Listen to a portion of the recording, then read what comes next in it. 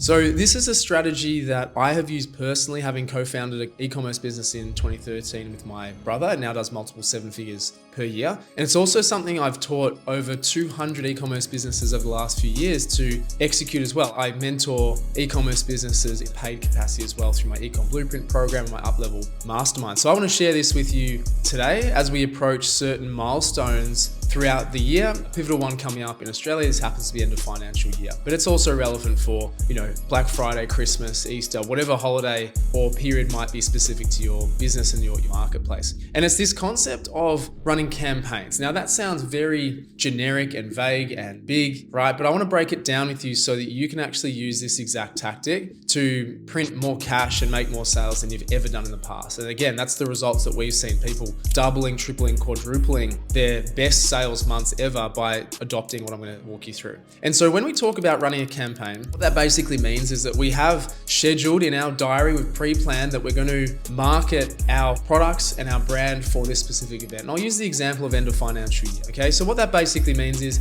end of financial year, there's people doing sales, there's people doing offers, in time for tax time. And this was actually adopted by, the big kind of corporate companies, to be honest with you. It's basically like, come and spend a lot of money so that you can reduce your tax in this financial year and you get an asset out of it, right? It's a bit of a strange way to kind of think about it, to spend money to save money. That we never endorse that, but nonetheless, it has created a period of time or even like a buying frenzy that we can ride on the coattails of as a small business, small to medium-sized business. And so the branding of, say, end of financial year, in and of itself screams sale, offer, discount. You're in the market to make some sales, okay, as a brand. Now, the same stands true for Black Friday and, as I say, Easter, Christmas, whatever periods of time as well. You don't really need the excuse, but when it's a kind of widely accepted, sale or offer period, it's easy for you to just kind of slot in. You have to be there with your hand out and saying, yep, we've got an offer too, come and buy from us. So that's the first point, is to say that we have to actually be in these periods of time, right? Honestly, if you're in business to make money, if you're an e-commerce business to succeed and make more sales, more money, there is literally no excuse about why you shouldn't be participating in these larger events. As I say, especially when you've got the advantage where you can ride on the coattails of big businesses and corporates pushing these specific events, right? So that's point number one, you got to be in it. The second thing is the rollout, okay? So there's 3 elements. It comes to rolling out a campaign successfully and making ridiculous amount of sales, like more sales than you know what to do with, honestly. Like, people run out of stock all the time. Good problem to have, as they say. So the first thing is that you must have your offer. So what that basically means is, what are you saying that people are going to get in exchange for their money? What can you create, or what have you created in the past that's worked well, or what can you then go and test this time around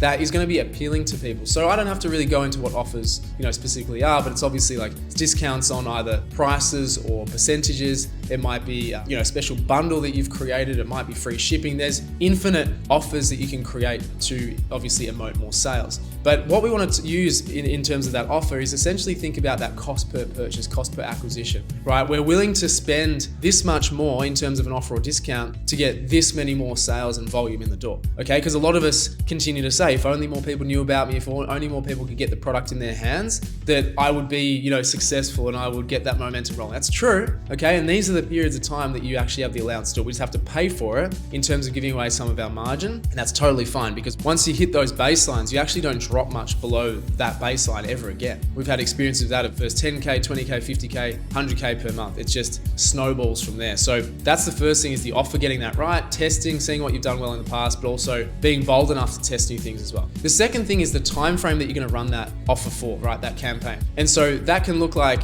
say the end of financial year is 1 day, Black Friday might be 4 days. You want to look at the window that you're actually going to promote it. You're not just going to promote it in a financial year for 1 day, for example. So what you might do is pull it back, 5 days, 7 days, even 10 days, right? You might even run it the whole month. That's what a lot of people tend to do. But what you want to keep in mind is urgency and scarcity. That is also a big ticket item to making ridiculous amounts of sales. Is your audience needs to feel that it's not around forever, that they have to buy it now because of XYZ reasons. And so again, you might have to use your, marketing skills there, or your nous, to be able to emote that type of response from people, urgency and scarcity. So understand what time frame you're running, and that will move you on to the next thing, which is the third thing, which is the platforms you're marketing it on. So you've got your offer, you've got your time frame. What platforms are you actually going to market that on? So basically, again, the hierarchy here is emails, our organics, and our ads. That's what we call our marketing triangle. So from an email perspective, you need to plan out exactly the times and days that you're going to send emails. And it needs to be high frequency during these periods because of the bombardment of what people are getting from many, many brands. And so plan that out. And whether you're sending, 10 emails over, say, like a 7-day period, there's nothing wrong with that. Frequency is really going to count. And also, again, just pushing that, scarcity and urgency when it comes to our offers and what we're actually selling and what's selling well and what our customers are saying. Just continue to find new angles whilst pushing a very similar message in terms of what the offer is. From an organic perspective, we really just want to follow, daily posts, daily stories. Again, talking about the offer that we've got, showing the products. It's more demonstrative, more obviously person to person. Show yourself, show your product, show the touch and feel, show the size, show the perspective. There's a lot of different things that we need to, emote through our content that we can do during this period of time. So organics are really important. And then from an ads perspective, we need to run that for, again, a significant period of time, but it's going to be more of a set and forget. So we schedule it on, we schedule it off, and it's just going to be running. But the big thing here, the big change here is with our ads, we want to specifically be targeting a very heavy portion of our budget to our bottom of funnel, which is our retargeting audience, which is our warm audience, which in other words, again, is people who have been to your website, seen your organic socials,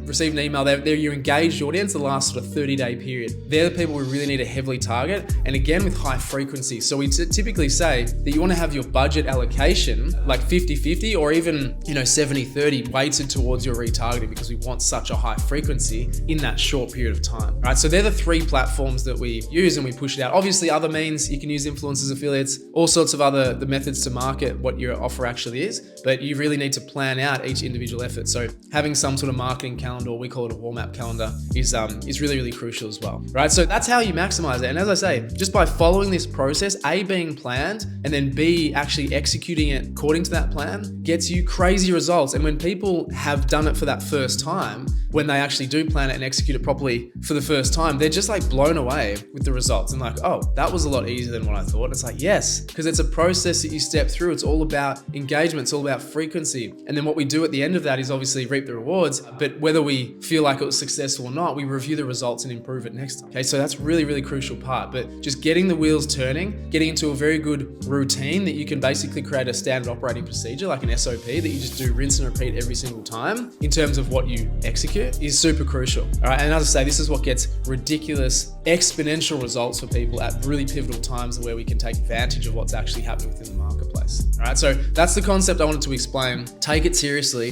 You can never honestly do enough in terms of the marketing that you're putting out for this specific offer. So be really aware and just have really high intent. So look, I hope this was valuable. If you want to know more about how we help e-commerce brands in a similar capacity to this, we obviously just give them plug and play templates and the schedules and stuff like that. Have a look at the link below, check us out and see if it might be right fit for you. Other than that, generally hope you got value from this. If you did, pop me a like, give me a subscribe, and I'll be creating more videos exactly like this. So thanks for watching till the end. Appreciate you being here, and I'll see you in the next video. See ya.